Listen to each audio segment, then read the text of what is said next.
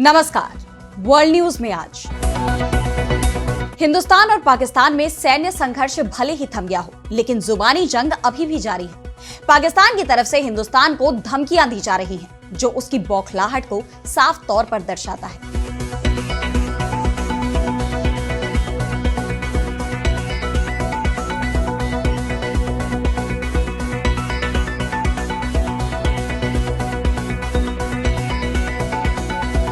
अब एक बार फिर पाकिस्तान ने हिंदुस्तान पर तनाव बढ़ाने के आरोप लगाए हैं, लेकिन उसकी सच्चाई सबके सामने आ गई है। ऐसे में उसे कई और देशों से झटका लगा है, फिर भी पाकिस्तान शांत होता नहीं दिख रहा है। अब उसने हिंदुस्तान को धमकी देते हुए कहा है कि हिंदुस्तान से समझौता नहीं करेगा पाकिस्तान। इस पर हम करेंगे विस्तार से चर्चा, लेकिन आइए जरा उन खबरों को भी देख लें जिन पर आगे होगी बात। अमेरिकी राष्ट्रपति ट्रंप ने ईरान के परमाणु ठिकानों को उड़ाने की कही बात। ईरान बोला अमेरिका को छोड़नी होगी धमकियों की भाषा। चीन ने बनाया यूएन को टक्कर देने का प्लान। पाकिस्तान, इंडोनेशिया समेत कई देशों संग मिलकर बनाया नया मंच। क्या दो पक्षों में बंट जाएगी दुनिया? पाकिस्तान और तालिबान में सीमा विवाद को लेकर टकराव। 2.5 लाख लोगों को घर छोड़ने का आदेश। तालिबान ने उड़ाया पाकिस्तान का चेक पोस्ट। और अब चलते चलते में देखेंगे हिंदू कुश हिमालय के 75% ग्लेशियरों पर मंडराया खतरा। इन सभी खबरों पर हम आगे विस्तार से करेंगे बात, लेकिन पहले एक नजर हेडलाइंस पर। सिंगापुर में शांग्रीला डायलॉग में भारतीय chief of defence staff Anil Chauhan का बयान। पाकिस्तान के साथ बेहतर रिश्ते का दौर खत्म। अमेरिकी सुप्रीम कोर्ट ने प्रवासियों की पैरोल खत्म करने की दी इजाजत। निकाले जाएंगे 5 लाख से ज्यादा लोग। ट्रंप बोले डिपोटेशन शुरू करें।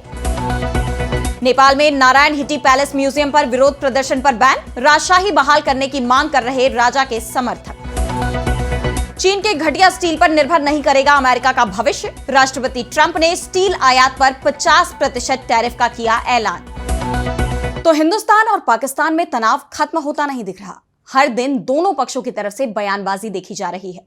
सिंधु जल समझौते को लेकर पाकिस्तान की तरफ से लगातार हिंदुस्तान को गीदड़ भभकी दी जा रही है। अब पाकिस्तान ने हिंदुस्तान पर जल आतंकवाद का आरोप लगा दिया। पाकिस्तानी सेना के प्रमुख आसिम मुनीर ने कहा कि पाकिस्तान कभी भी हिंदुस्तान के आगे नहीं झुकेगा। पानी पाकिस्तान की रेड लाइन है और हम 24 करोड़ पाकिस्तानी अपनी बुनियादी हक से कोई समझौता नहीं करेंगे। एक तरफ पाकिस्तान हिंदुस्तान को धमकियां दे रहा है, तेवर दिखा रहा है, वहीं दोनों देशों में तनाव बढ़ाने के आरोप भी हिंदुस्तान पर ही लगा रहा है। हांगकांग में एक समिट के दौरान पाकिस्तान के विदेश मंत्री और डिप्टी पीएम इशाक डार ने हिंदुस्तान पर आरोप लगाते हुए कहा कि हमारे पूर्वी पड़ोसी की उकसावे वाली कार्रवाई ने क्षेत्रीय और वैश्विक शांति और सुरक्षा के लिए गंभीर खतरा पैदा किया। ये कार्रवाई अंतरराष्ट्रीय कानून का खुला उल्लंघन थी। 1960 की सिंधु जल संधि जैसी अंतरराष्ट्रीय संधियों को निलंबित करके अंतरराष्ट्रीय मानवाधिकार कानून और मानवीय मूल्यों का उल्लंघन करके खतरनाक मिसालें पेश की जा रही हैं। उन्होंने आरोप लगाया कि कुछ ताकतें चुनावी फायदे के लिए अंतरराष्ट्रीय शांति की बलि चढ़ाने के लिए तैयार है। पाकिस्तान भले ही हिंदुस्तान पर आरोप लगा रहा है, लेकिन उसकी हकीकत पूरी दुनिया के सामने आ गई है। खुद पाकिस्तानी मंत्रियों के बयानों से पाकिस्तान प्रायोजित आतंकवाद का भंडाफोड़ हो गया है। इस बीच एक और तस्वीर सामने आई है जिससे पाकिस्तान की पोल खुल गई है। एक कार्यक्रम के दौरान लश्कर-ए-तैयबा के आतंकियों और कई नेताओं को एक ही मंच पर देखा गया। इस कार्यक्रम में पाकिस्तान के फूड मिनिस्टर मलिक राशिद अहमद खान और पंजाब विधानसभा के स्पीकर मलिक मोहम्मद अहमद खान के साथ पहलगाम हमले का मास्टरमाइंड सैफुल्लाह कसूरी, लश्कर का को-फाउंडर आमिर हमजा और हाफिज सईद का बेटा तलहा सईद भी मौजूद था। जिसके बाद पहलगाम हमले में पाकिस्तान का हाथ होने के दावे सच साबित होते दिख रहे हैं। वहीं हिंदुस्तान का डेलीगेशन भी अलग अलग देशों में जाकर पाकिस्तान का सच उजागर कर रहा है, जिसका असर भी साफ दिखाई दे रहा है। शशि थरूर के नेतृत्व में एक डेलीगेशन कोलंबिया दौरे पर पहुंचा, जहां उन्होंने पाकिस्तान में ऑपरेशन सिंदूर के दौरान हुई मौत पर कोलंबियाई सरकार के दुख जताने पर नाराजगी जाहिर की थी। और अब कोलंबिया की सरकार ने पाकिस्तान के समर्थन में अपना बयान वापस ले लिया है। कोलंबिया ही नहीं, रूस से भी पाकिस्तान को झटका लगा है। रूस ने पाकिस्तान के साथ अरबों डॉलर की डील वाली खबर को पूरी तरह से अफवाह बताया है। साफ है, पाकिस्तान भले ही अंतरराष्ट्रीय स्तर पर समर्थन जुटाने की कोशिश में है, लेकिन ज्यादातर देश उससे दूरी बना रहे हैं। इस बीच एक बार फिर अमेरिकी राष्ट्रपति डोनाल्ड ट्रंप का सीज फायर पर बयान सामने आया है। उन्होंने 11वीं बार सीज फायर कराने का क्रेडिट लिया है। और अब बढ़ते हैं अगली खबर की तरफ, जहां हम बात करेंगे ईरान और अमेरिका में बढ़ते टकराव की। तो एक तरफ जहां अमेरिका और ईरान के बीच परमाणु संयंत्र को लेकर वार्ता का दौर जारी है, वहीं दूसरी तरफ दोनों देशों में धमकियों का दौर देखा जा रहा है। एक बार फिर अमेरिकी राष्ट्रपति डोनाल्ड ट्रंप ने ईरान को धमकी दी है, जिस पर ईरान भी भड़क गया और साफ कर दिया कि अमेरिका को धमकियों की भाषा छोड़नी होगी। दरअसल पहले अमेरिकी राष्ट्रपति ट्रंप ने ईरान के साथ अमेरिका की चल रही वार्ता पर व्हाइट हाउस में पत्रकारों को संबोधित करते हुए कहा कि मैं चाहता हूं कि परमाणु समझौता इतना कड़ा हो कि हम निरीक्षकों के साथ अंदर जा सके, जो चाहे ले सके और जो चाहे उड़ा सके, लेकिन इसमें किसी की जान न जाए। हम एक लैब को उड़ा सकते हैं, लेकिन यह भी तब हो सकता है जब उसमें कोई ना हो, बजाय इसके कि उस लैब में सभी हो और उसे उड़ा दिया जाए। ट्रंप के इस बयान पर ईरान ने कड़ी प्रतिक्रिया दी है। ईरान की आधिकारिक न्यूज एजेंसी फार्स न्यूज की रिपोर्ट के मुताबिक ईरान ने ट्रंप के इस बयान को रेड लाइन बताया और कहा कि इसके गंभीर नतीजे होंगे। ईरानी अधिकारी ने कहा कि अगर अमेरिका कूटनीतिक समाधान चाहता है तो उसे धमकियों की और प्रतिबंधों वाली भाषा छोड़नी होगी। इस तरह की धमकियां ईरान के राष्ट्रीय हितों के लिए खुली दुश्मनी की तरह है, जिसके बाद दोनों देशों में तनाव बढ़ता दिखाई दे रहा है। इन हालात में परमाणु वार्ता को लेकर भी सवाल उठ रहे हैं कि अगर इस तरह से टकराव बढ़ता गया तो क्या यह वार्ता सफल हो पाएगी। आपको बता दें कि ट्रंप इससे पहले भी ईरान को कई बार चेतावनी दे चुके हैं और यह वार्ता भी कई बार स्थगित हो चुकी है। उन्होंने हाल ही में इजरायल को भी इसे लेकर चेतावनी दी थी।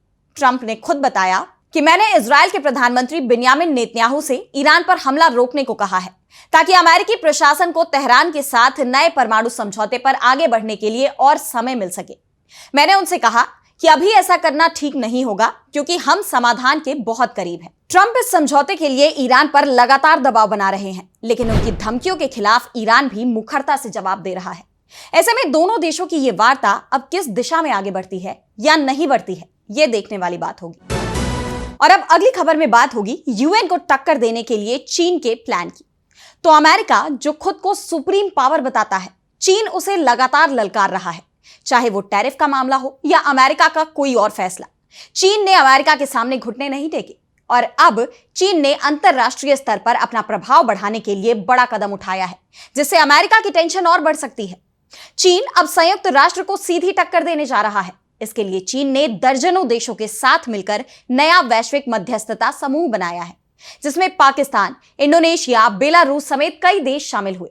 इसकी जानकारी देते हुए चीनी विदेश मंत्रालय ने कहा कि 30 मई को हांगकांग में अंतरराष्ट्रीय मध्यस्थता संगठन यानी IOMED की स्थापना पर एक सम्मेलन का आयोजन हुआ।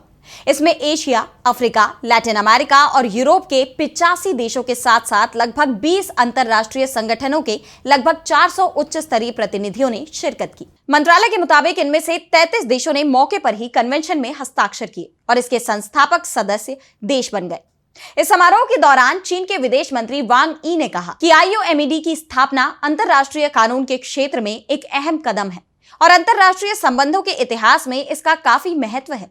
यह संयुक्त राष्ट्र चार्टर के उद्देश्यों और सिद्धांतों को मूर्त रूप देता है और अंतरराष्ट्रीय मध्यस्थता के क्षेत्र में लंबे समय से चली आ रही संस्थागत कमी को पूरा करता है। चीन अपने फैसले की जमकर तारीफ कर रहा है, लेकिन उसके इस कदम ने अमेरिका और हिंदुस्तान समेत कई और देशों की चिंता बढ़ा दी है। उसके इस कदम से दुनिया में ध्रुवीकरण बढ़ने की चिंता जताई जा रही है। इसका वैश्विक राजनीति पर गहरा प्रभाव पड़ेगा। आपको याद होगा, जब द्वितीय विश्व युद्ध के दौरान पूरी दुनिया में अराजकता फैली हुई थी, तो वैश्विक शांति के लिए एक ऐसा संगठन संयुक्त राष्ट्र बनाया गया जो सभी देशों को एकजुट कर सके। संयुक्त राष्ट्र ने हर आपदा की स्थिति में दुनिया में शांति की स्थापना करने की दिशा में काम किया है। इसके बावजूद लंबे वक्त तक दुनिया दो भागों में बटी रही। एक तरफ सोवियत संघ था और दूसरी तरफ अमेरिका। दोनों के बीच कोल्ड वॉर का बाकी देशों को भी काफी नुकसान उठाना पड़ा। हालांकि बाद में USSR का विघटन हो गया और ये कोल्ड वॉर भी थम गई। सबसे बड़ी बात तो यह है कि कोल्ड वॉर के वक्त भी किसी भी देश ने संयुक्त राष्ट्र को चुनौती नहीं दी थी, लेकिन अब चीन UN के प्रभुत्व को चुनौती दे रहा है, जो गंभीर चिंता का विषय बन गया है। और अब अगली खबर में बात पाकिस्तान की। तो हिंदुस्तान के हाथों बुरी तरह से हारे पाकिस्तान की परेशानी अब पश्चिमी मोर्चे पर भी बढ़ गई है। पाकिस्तान और तालिबान के बीच सीमा विवाद को लेकर सैन्य टकराव शुरू हो गया है। तालिबान ने पाकिस्तान की 4 सैन्य चौकियों पर कब्जे का दावा किया है। कई चौकियों से पाकिस्तानी फौज भाग खड़ी हुई। टैंक, तोपखानों से जबरदस्त गोलीबारी हो रही है। पाकिस्तान का चगई जिला युद्ध का मैदान बन गया है। शहबाज सरकार ने जिले के 2.5 लाख लोगों को तुरंत ही सुरक्षित स्थान पर चले जाने के लिए कहा है। दरअसल ये विवाद तालिबान की तरफ से सुरक्षा चौकी बनाने की कोशिश के साथ शुरू हुआ। पाकिस्तान की सेना ने इसे समझौते का उल्लंघन करार देते हुए गोलाबारी शुरू कर दी और जवाब में तालिबान ने पाकिस्तान की सुरक्षा चौकी को ही उड़ा दिया। चगाई जिले की Bahram check post Durand Line पर स्थित है। यह नशीले पदार्थों की तस्करी, हथियारों की आवाजाही और विद्रोही गतिविधियों के लिए एक अहम गलियारा माना जाता है। इसके अलावा यह चगाई और हेलमंद के बीच सैन्य गतिविधियों को भी नियंत्रित करता है। पाकिस्तानी सेना के लिए इसका खत्म होना संकट पैदा कर सकता है। बहराम चेह में पाकिस्तान और तालिबान की झड़प के बीच बलूच लिबरेशन आर्मी यानी बीएलए की भी एंट्री हो गई है। कहा जा रहा है कि बीएलए तालिबान का खुलकर समर्थन कर रहा है। इस बीच ये खबर सामने आ रही है कि बीएलए के लड़ाकों ने भी पाकिस्तान के सुराब शहर पर कब्जा कर लिया है। कई पुलिस थाने फूंक दिए हैं। बलूचिस्तान पोस्ट की ओर से शेयर किए गए वीडियो में शहर में कई जगह काला धुआं और आग की लपटें उठते देखा जा रहा है। इसके साथ ही इस शहर की प्रमुख बैंकों और सरकारी इमारतों पर भी अपना कब्जा हासिल कर लिया है। बलूचिस्तान पोस्ट के मुताबिक महत्वपूर्ण शहर सुराब पर पूरा कंट्रोल पा लेने के बाद बीएलए के प्रवक्ता जयंत बलूच ने कहा है कि लड़ाकों ने सुराब शहर में बैंक, लेवी स्टेशन और पुलिस स्टेशन समेत सभी सरकारी भवनों पर कंट्रोल कर लिया है, जबकि मुख्य क्वेटा कराची और सोराब गदर रोड पर भी जांच और गश्त जारी है। इसके साथ ही हाईवे को सीज कर दिया है। तालिबान और बीएलए के हमले से बैकफुट पर आए पाकिस्तान को अब इन सब के बीच हिंदुस्तान की साजिश दिख रही है। पाकिस्तान के सेना चीफ आसिफ मुनीर ने दावा किया है कि बलूचिस्तान में सक्रिय आतंकवादियों को हिंदुस्तान से समर्थन मिल रहा है। जो लोग बलूचिस्तान में अशांति फैला रहे हैं, उनका सीधा संबंध बलोच उग्रवाद से है और इनकी डोर हिंदुस्तान से जुड़ी हुई है। वहीं इन सब के बीच चीन की भी एंट्री हो गई है। एक तरफ वो बीएलए से बात कर रहा है, तो दूसरी तरफ तालिबान और पाकिस्तान के बीच समझौते की कोशिश में भी जुटा हुआ है। और अब चलते चलते में बात करेंगे हिंदू कुश हिमालय के ग्लेशियर्स की, जो अब खतरे में है। ग्लोबल वार्मिंग ने तापमान को ऐसा और इतना बढ़ा दिया है कि हिमालय की बर्फ अब धीरे धीरे पिघल रही है। वैज्ञानिकों की ताजा रिसर्च बता रही है कि इस सदी के अंत तक हिंदू कुश के ग्लेशियर्स का 75% हिस्सा गायब हो सकता है। यानी पहाड़ों की वो चमकती बर्फ जो सदियों से जमी है, अब पिघलने की कगार पर है। यह खबर खासकर पाकिस्तान के लिए काफी बुरी है, क्योंकि हिंदुस्तान ने हाल ही में सिंधु जल समझौते को रद्द करने की बात कही है और अब ग्लेशियर्स भी पिघल रहे हैं, तो पानी का संकट और गहरा सकता है। हिंदू कुश हिमालय तो करीब 2 अरब लोगों के लिए पानी की लाइफलाइन है। यहां से निकलती है गंगा, सिंधु, ब्रह्मपुत्र जैसी विशाल नदियां, जिन पर हिंदुस्तान, पाकिस्तान, चीन, बांग्लादेश, भूटान और अफगानिस्तान जैसे देश निर्भर है। अगर वैश्विक तापमान 2 डिग्री सेल्सियस और बढ़ा तो पानी की किल्लत पूरे एशिया को परेशान कर सकती है। साइंस जर्नल में छपी इस स्टडी का कहना है कि अगर ग्लेशियर्स ऐसे ही पिघलते रहे तो नदियों का पानी कम होगा, खेती बाड़ी पर असर होगा और बाढ़ जैसी आपदाएं बढ़ेंगी। यानी नेचर का बैलेंस बिगड़ सकता है। अब सोचो, अगर पहाड़ों की बर्फ ही गायब हो गई तो वो खूबसूरत नजारे, वो ठंडक और सबसे जरूरी पानी कहां से आएगा? यह सिर्फ ग्लेशियर्स की बात नहीं है, बल्कि हमारी जिंदगी का सवाल है। तो आज इस वर्ल्ड बुलेटिन में इतना ही। देश दुनिया की तमाम बड़ी खबरों के लिए बने रहिए डीबी लाइव के साथ और मुझे दीजिए इजाजत। नमस्कार।